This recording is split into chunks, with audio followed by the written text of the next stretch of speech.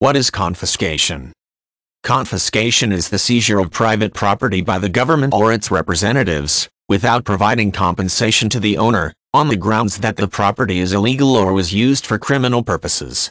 Governments can confiscate property on a variety of grounds, and most follow specific legal guidelines to avoid falling afoul of laws designed to protect property rights.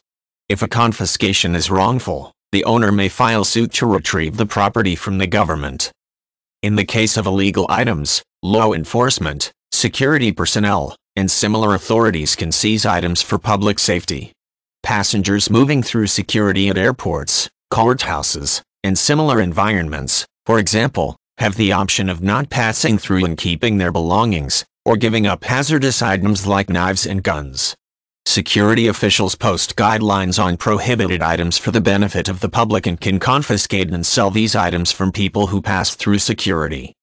The government can also choose to confiscate property gained through criminal activity.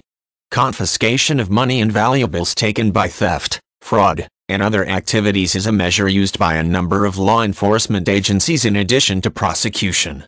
The goal is to prevent criminals from profiting on the proceeds of their activities. The government can use the property as it sees fit, usually selling it at auction and using the funds to finance law enforcement activities. The lack of compensation is a key component of confiscation.